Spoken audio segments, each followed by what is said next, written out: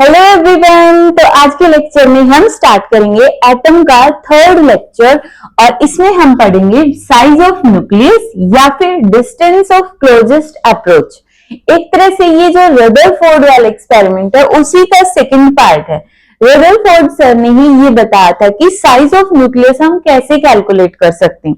ठीक है, तो देखो सबसे पहले तो डिस्टेंस ऑफ क्लोजेस्ट अप्रोच होता क्या है, इसको हम कैसे डिफाइन करेंगे। ठीक है, तो देखो ये हो गया हमारे पास एक न्यूक्लियस और यहां से आ रहा है अल्फा पार्टिकल। ठीक है, ये अल्फा पार्टिकल आ रहा है न्यूक्लियस के ऊपर Ze प्लस Ze चार्ज हो गया। इस पे भी पॉजिटिव चार्ज है और अल्फा पे कितना होगा +2e, इस पे भी पॉजिटिव चार्ज है। अब अल्फा पार्टिकल के पास एक हाई वेलोसिटी है, उस हाई वेलोसिटी की वजह से ये नजदीक जाता जाएगा, कुछ डिस्टेंस तक नजदीक जाएगा। मान लेते हैं कि यहां तक आ गया। अब देखो इसकी ये एक तरह से साइज ऑफ न्यूक्लियस कैसे कैलकुलेट करता है, इसके बाद एक न्यूमेरिकल करवाऊंगी, वहां से क्लियर हो जाएगा कि ये कितना नजदीक गया एक्चुअली। ठीक है, और यहाँ पे क्या होगा, ये भी पॉजिटिव है और ये भी पॉजिटिव है, दोनों में होगी रिपल्शन और रिपल्शन की वजह से ये क्या हुआ, एक सेकंड के लिए रुक गया। पहले तो अल्फा पार्टिकल भाग रहा था पूरी स्पीड से, तो उसके पास थी काइनेटिक एनर्जी। अब न्यूक्लियस के नजदीक गया, ऐसे भागता हुआ आया और न्यूक्लियस के पास आके कुछ माइक्रो सेकेंड्स के लिए रुक गया, क्योंकि अब उसको आगे नहीं बढ़ने दे रहा न्यूक्लियस। फिर क्या होगा, न्यूक्लियस पे तो इतना हाई पॉजिटिव चार्ज है, वो इसको रिपेल कर देगा। एक तरह से ये रिपेल हो गया, वापिस से अपना पाथ रिट्रेस कर लेगा, वापिस से इसी रास्ते पर वापिस चला जाएगा। जैसे ये पार्टिकल यहाँ पे अल्फा पार्टिकल इधर खड़ा था, तो इसकी पूरी की पूरी काइनेटिक एनर्जी किसमें कन्वर्ट हो गई थी, पोटेंशियल एनर्जी के अंदर। क्यों, क्योंकि अब पार्टिकल रेस्ट में आ गया ना, तो काइनेटिक तो जीरो हो गई। अब इसकी एक पोजीशन है, तो उस पोजीशन की वजह से न्यूक्लियस से कुछ डिस्टेंस है, उसकी वजह से इसमें कौन सी एनर्जी आ गई, पोटेंशियल एनर्जी। और यही पोटेंशियल एनर्जी फिर कन्वर्ट हो जाएगी वापस जाते टाइम काइनेटिक एनर्जी में। ठीक है, तो इस पर्टिकुलर पॉइंट पे क्या होगा, काइनेटिक एनर्जी पूरी की पूरी कन्वर्ट हो चुकी है पोटेंशियल एनर्जी के अंदर। ठीक है, अब यहाँ पे ये डिस्टेंस न्यूक्लियस के सेंटर से जो डिस्टेंस होगी उसको हम बोलते हैं R0। ठीक है, ये जो डिस्टेंस है जहां पे अल्फा पार्टिकल रुका था और न्यूक्लियस के सेंटर की डिस्टेंस को हमने बोला R0। ठीक है, और इसी R0 को हम बोलते हैं साइज ऑफ न्यूक्लियस या फिर distance of closest approach. Clear. अब इसकी डेफिनेशन क्या होगी, इसको हम डिफाइन करेंगे, इट इज द डिस्टेंस या फिर it is the minimum distance eight which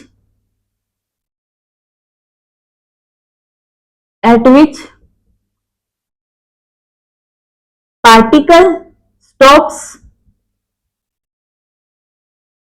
and can't go close to nucleus and retrace back its path at 180 degree due to repulsion।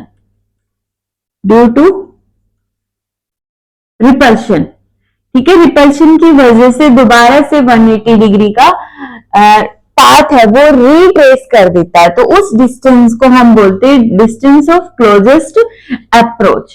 तो अब इसकी वैल्यू निकालनी है हमारे पास। इसका इंपॉर्टेंट क्या है, तो ये फाइंड आउट करना कि ये जो चीज है डिस्टेंस ऑफ क्लोजेस्ट अप्रोच है, इसने बताई थी न्यूक्लियस की रेडियस। ठीक है, तो मीन्स एक्चुअल में तो देखो न्यूक्लियस की रेडियस ये होगी ना, यहां से यहां तक होगी न्यूक्लियस की रेडियस, और ये डिस्टेंस इससे बड़ी है। बट फिर भी रदरफोर्ड सर ने एक आइडिया दिया कि इस तरह से हम साइज ऑफ न्यूक्लियस निकाल सकते हैं। ठीक है, तो अब कैसे निकाल सकते हैं, तो यहाँ पे इन्होंने कहा कि जब पार्टिकल जा रहा था तो उसके पास काइनेटिक एनर्जी थी, और जब उसने अपना पाथ रिट्रेस किया तो उस टाइम पे वो जो रुक गया था पार्टिकल, जैसे पार्टिकल गया इस पॉइंट पे जो काइनेटिक एनर्जी थी पूरी की पूरी कन्वर्ट हो गई पोटेंशियल एनर्जी में। तो इस वजह से kinetic energy is equal to potential energy होगी। क्यों? क्योंकि यहाँ पे ये कंजर्वेशन लॉज को फॉलो करेगा। तो यहाँ पे हमने 3 अजम्पशंस मानी है। पहले हम अजम्पशंस देख ले। जो रदरफोर्ड सर है उन्होंने 3 अजम्पशन ली। फर्स्ट कि जो अल्फा पार्टिकल है, alpha and nucleus of atom, जो भी एटम हमने लिया चाहे वो गोल्ड का एटम है, और रदरफोर्ड सर ने गोल्ड का एटम लिया था। तो यहाँ पे चाहे वो गोल्ड का एटम हो या कोई और मटेरियल का, कोई भी और एलिमेंट का एटम हो, ठीक है, उन दोनों के ही न्यूक्लियस को alpha and nucleus both are considered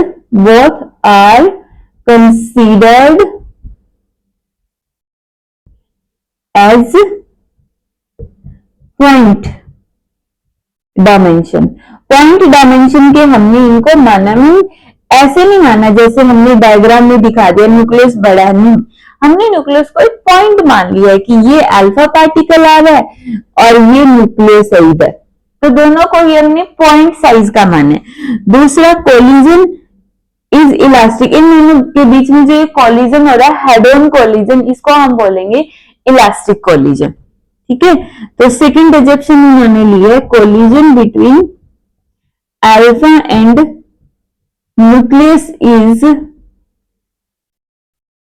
elastic collision, ठीक है। और थर्ड जो ये एटम का न्यूक्लियस है तो बहुत हैवी है, मतलब एक तरह से ये इसको हाथी बोल सकते हैं, और ये क्या होगी कोई चिड़िया वगैरह होगी छोटी सी, इतना ज्यादा हैवी होगा। तो यहाँ पे हमने क्या लिया कि ये जो एटम का न्यूक्लियस है ये तो कोलिजन के अंदर जब ये रिपल्शन होगा अल्फा पार्टिकल को, तो इसने इतना रिपेल कर दिया कि वापिस अपना पाथ रिट्रेस कर गया, बट ये खुद क्या वहीं पे अड़के खड़ा है कि थोड़ा सा भी नहीं हिला। तो यहाँ पे तीसरी जंक्शन यही है कि जो न्यूक्लियस ऑफ गोल्ड एटम ये क्या होगा अनमूवेबल होगा, या फिर इसके मोशन को हमने नेग्लेक्ट कर दिया है। मोशन ऑफ गोल्ड न्यूक्लियस, यहाँ पे हमने गोल्ड लिया इसलिए गोल्ड न्यूक्लियस लिख दिया। Motion of gold nucleus is neglected. अब देखो यहाँ पे हमने क्या कहा कि इलास्टिक कोलिजन, और इलास्टिक कोलिजन के अंदर law of conservation of momentum भी फॉलो करता है ये, और law of conservation of kinetic energy भी। तो इसलिए according to the law of conservation of energy, kinetic energy जो कि होती है हाफ एम वी स्क्वायर किसके इक्वल होगी पोटेंशियल एनर्जी, जेड ई न्यूक्लियस पे चार्ज और अल्फा पार्टिकल पे 2e divide by 4 pi epsilon not, distance कितनी होगी आर नॉट, ठीक है। यही आर नॉट हमें निकालना है, तो आर नॉट किसके इक्वल होगा twice of Z E square 4 pi epsilon not, और आर नॉट को उस तरफ ले गए और काइनेटिक एनर्जी को नीचे ले आए, और ये हो गया हमारा derivation distance of closest approach का, ठीक है। क्लियर हुआ डिस्टेंस ऑफ क्लोजेस्ट अप्रोच। अब इंपॉर्टेंट पॉइंट, रदरफोर्ड सर ने ये बोला कि ये साइज ऑफ न्यूक्लियस है, साइज ऑफ न्यूक्लियस है, बट जो रेडियस होगी एक तरह से साइज ऑफ न्यूक्लियस होगा एक्चुअल में, ये तो इन्होंने थ्योरी के अकॉर्डिंग बता दिया है, थ्योरी एक्सपेरिमेंट करके, बट रियलिटी में जो ये न्यूक्लियस है इतना स्मॉल है कि एक तो इसको अपने पास ही नहीं जाने दे रहा। तो ये जो डिस्टेंस होगी ना साइज ऑफ न्यूक्लियस वो आर नॉट, वो ग्रेटर देन होगी साइज ऑफ न्यूक्लियस से, एक तरह से रेडियस ऑफ न्यूक्लियस से, रेडियस ऑफ न्यूक्लियस से। जो एक्चुअल साइज है ना न्यूक्लियस का यही निकालना चाहता था रदरफोर्ड, ये वाला।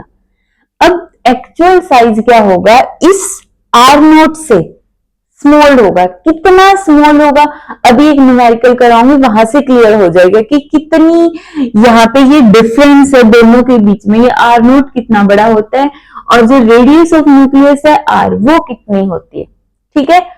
हो गया क्लियर, नोट डाउन कर। देखो ये हमें क्वेश्चन दिया है कि जीएम एक्सपेरिमेंट के अंदर, जीएम एक्सपेरिमेंट क्या है, गीगर और मार्सडन एक्सपेरिमेंट, एक तरह से रदरफोर्ड सर वाला एक्सपेरिमेंट है ये।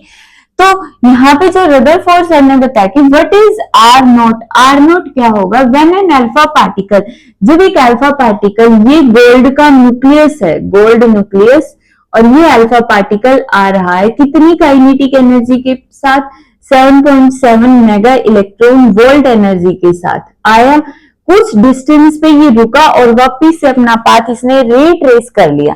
तो उस टाइम पे ये जो डिस्टेंस है ना गोल्ड के न्यूक्लियस से, ये कितनी होगी, यही हमें कैलकुलेट करना।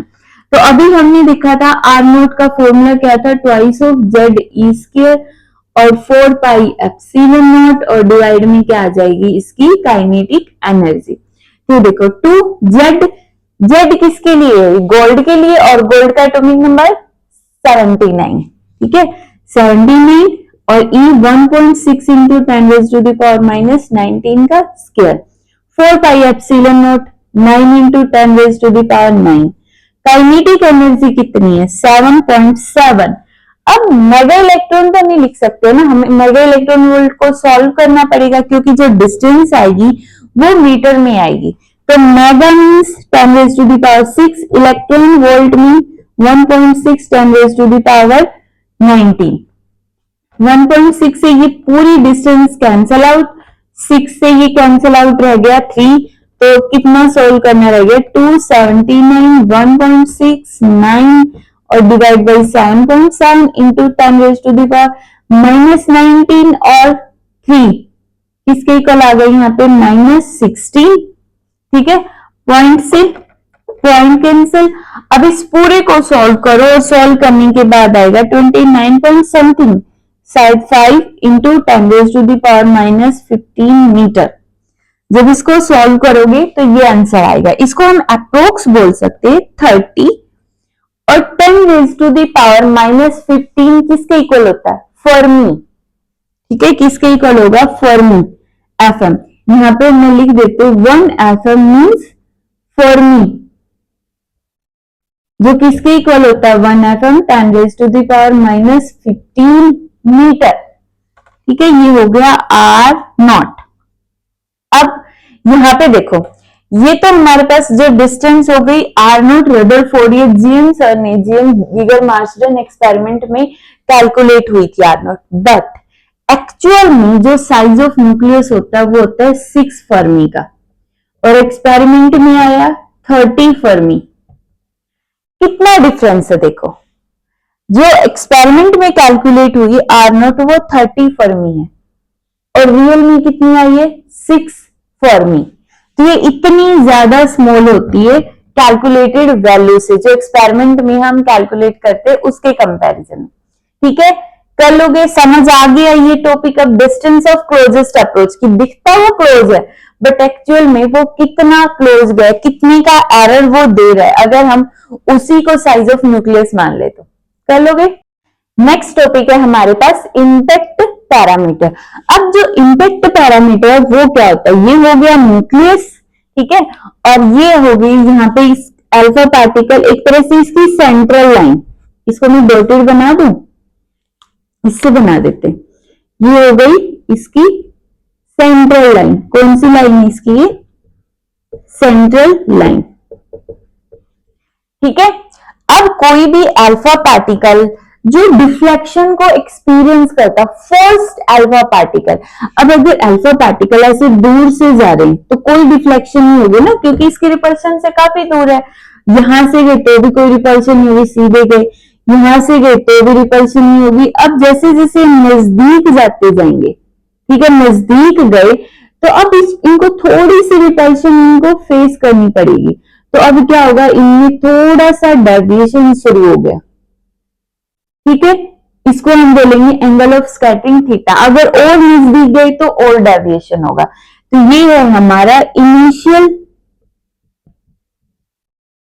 Velocity vector. Initial velocity vector, initial मतलब कि जहां से अल्फा पार्टिकल स्कैटर होना स्टार्ट हो गए, अपने पाथ से डेविएट होना स्टार्ट हो गई, उसको हम बोलते हैं इनिशियल वेलोसिटी वेक्टर। और इम्पैक्ट पैरामीटर होता है ये वाली डिस्टेंस, जिसकी सेंट्रल लाइन से इनिशियल वेलोसिटी वेक्टर की जो डिस्टेंस होती है उसको हम इम्पैक्ट पैरामीटर बोलते हैं। बट कब? जब अल्फा पार्टिकल न्यूक्लियस से दूर था, क्योंकि यहाँ पे देखोगे तो पार्टिकल डिफ्लेक्ट हो गया, थीटा के एंगल पे स्कैटर हो गया, तो ये बी ज्यादा होगा। एक्चुअल बी वो है जब अल्फा पार्टिकल न्यूक्लियस से काफी दूर है। ठीक है, अब इसकी डेफिनेशन क्या होगी? यहाँ पे ये लिख दिए, ये इसकी डेफिनेशन होगी। अब बी का फॉर्मूला क्या होगा? यहाँ पे बी इज इक्वल टू हमारे पास होगा Z E square cot of theta by 2 4 pi epsilon not और काइनेटिक एनर्जी। ठीक है, ये होगा हमारे पास इसका फॉर्मूला। अब ये जो B है, देखो B क्या है? इम्पैक्ट पैरामीटर, ये वाली जो डिस्टेंस है, कौन सी डिस्टेंस है? It is defined as the distance of initial velocity vector of alpha particle from the central line when alpha particle is far away from the nucleus. Means ये initial velocity, alpha particle के initial velocity vector की distance है central line से, जब alpha particle nucleus से काफी दूर है, जब तक वो डेविएट नहीं हुआ है, वो वाली डिस्टेंस है, जिसका फॉर्मूला होगा यहाँ पे ये B impact parameter, kinetic energy और कोट ऑफ थीटा। एक तरह से बी डायरेक्टली प्रोपोर्शनल हो गया कोट थीटा बाई 2 के, बी इनवर्सली प्रोपोर्शनल हो गया काइनेटिक एनर्जी के। ये अलग से क्यों लिखा है? क्योंकि अब मैं जो न्यूमेरिकल करवाने वाले हूं इसके ऊपर बेस्ड, वहां पे इनकी जरूरत पड़ेगी। ठीक है, कैसे? अब इसके कुछ पॉइंट्स और है बट वो न्यूमेरिकल के थ्रू समझ आएंगे। बहुत इंटरेस्टिंग है कि यहाँ पे जो हमने न्यूक्लियस है, गोल्ड का न्यूक्लियस है, उसका चार्ज ही क्यों लिया, हमने मास को क्यों नहीं लिया? बी और थीटा का क्या रिलेशन होगा, बी और काइनेटिक एनर्जी किस तरह से चेंज होने वाले, तो इन सारे पॉइंट्स का आंसर हम नेक्स्ट न्यूमेरिकल में करेंगे। ठीक है, नोट डाउन करो। देखो, जो इम्पैक्ट पैरामीटर हमने पढ़ा है उसके ऊपर बेस्ड ये न्यूमेरिकल, एक तरह से न्यूमेरिकल नहीं है, उसके स्पेशल केस है, उसके बारे में थोड़ा सा डिटेल में स्टडी है, बट मुझे लगा कि न्यूमेरिकल के थ्रू इसको हम इजीली और अच्छे से समझ सकते, इसलिए इसको न्यूमेरिकल की फॉर्म में लिख दिया। सबसे पहले जो हमने बी पढ़ा है उसका फॉर्मूला ये था, तो इन्होंने पूछा what is theta for B is equal to 0। अगर बी 0 हो जाए, बी की वैल्यू हो गई 0, तो थीटा कितना होगा? अब बी अगर 0 है तो ये सारे फैक्टर 0 हो गए, that means cot theta by 2 is equal to 0। अगर बी 0 है तो कोट थीटा बाई 2 भी 0 होगा, और यहां से थीटा किसके इक्वल आ गया हमारे पास? मीन्स थीटा बाई 2 किसके इक्वल आ गया? 90 डिग्री। कोट 90 की वैल्यू होती है ना 0 डिग्री, सॉरी कोट 90 की वैल्यू होगी 0, तो थीटा किसके इक्वल आ गया? 180 डिग्री। यही आ गया। मीन्स ये बोल रहे कि ये न्यूक्लियस हो गया, ये सेंटर लाइन है इसकी, और अगर बी 0 है, जो इनिशियल वेलोसिटी वेक्टर की वैल्यू होती है बी, इसको 0 कर दे। 0 कर दे मतलब ये जो लाइन है इधर नहीं, यही अल्फा पार्टिकल अब जो इसके हेड ऑन कोलिजन करने के लिए आ रहा है, अब ये रिट्रेस करेगा ना अपना पाथ रिपल्शन की वजह से, तो थीटा कितना होगा? यहां से आया यहां पे गया, थीटा कितना होगा? 180 डिग्री। एंगल ऑफ स्कैटरिंग कितना हो गया? 180 डिग्री। तो इसका आंसर कितना आ जाएगा? What is theta?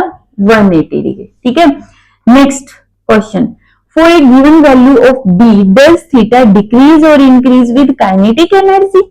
Means B तो कांस्टेंट है, बी कांस्टेंट रखेंगे, डज थीटा इंक्रीज और डिक्रीज विद काइनेटिक एनर्जी। ये जो क्वेश्चन है इसका मतलब वो पूछ रहे कि थीटा और काइनेटिक एनर्जी में कोई रिलेशन है या नहीं। तो देखो बी अगर कांस्टेंट है तो यहां से हम बोल सकते हैं kinetic energy directly proportional to cot theta by 2।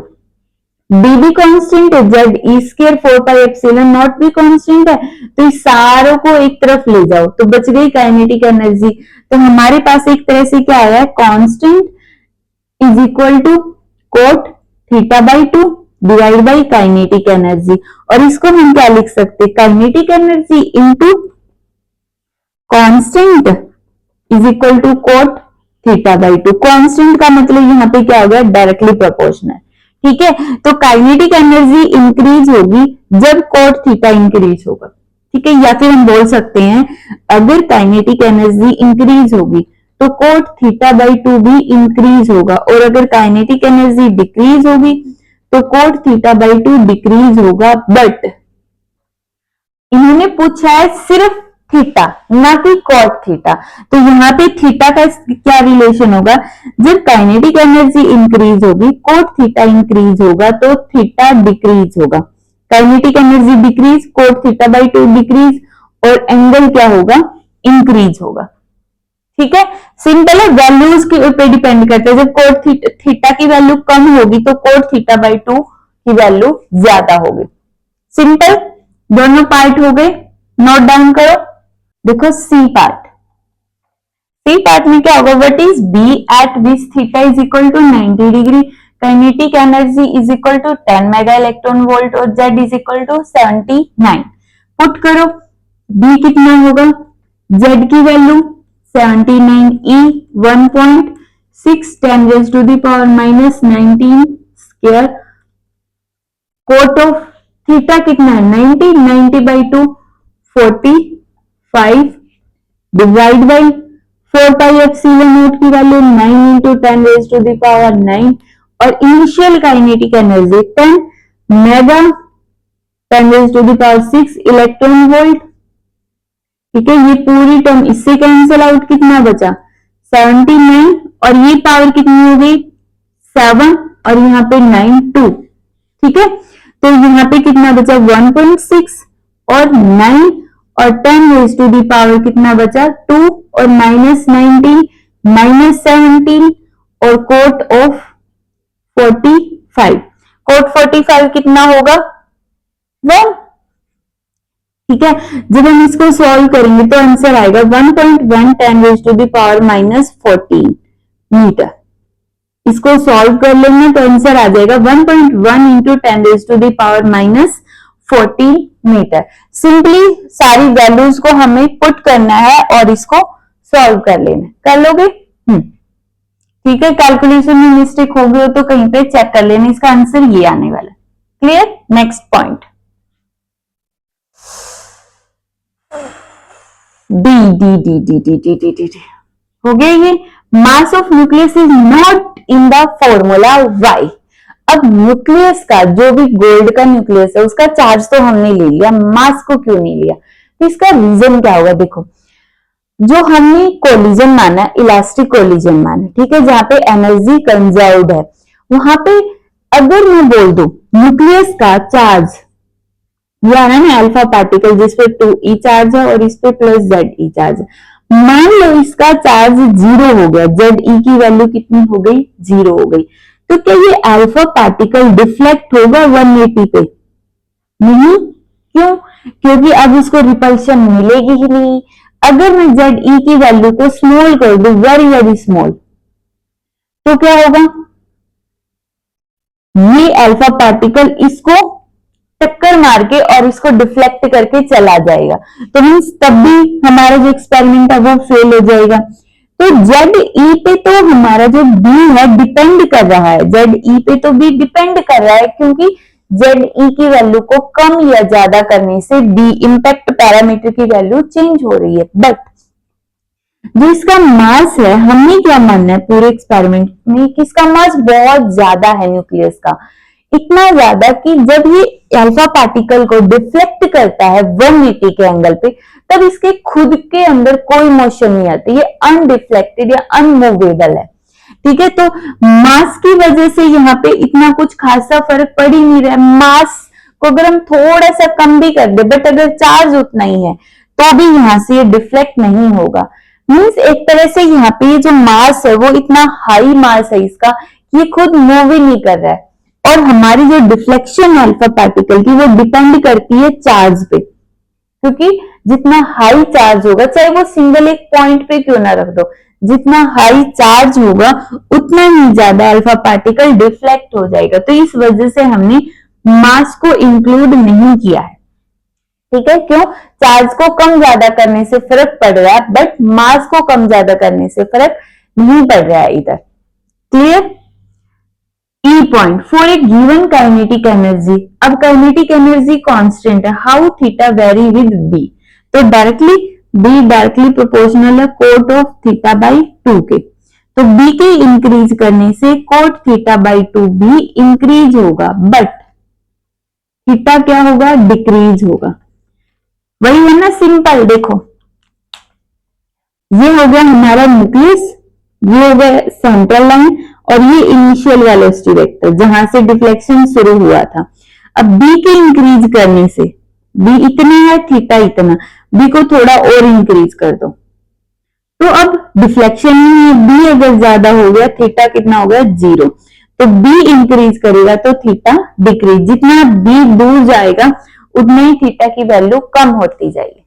Clear है? तो इंपैक्ट पैरामीटर समझ आ गया, न्यूमेरिकल की हेल्प से इसके सारे पॉइंट्स क्लियर हो गए होंगे, कर लोगे। तो नेक्स्ट टॉपिक हमारा होगा Niels Bohr model of hydrogen atom. ठीक है, कर लोगे? तब तक रिवाइज करो।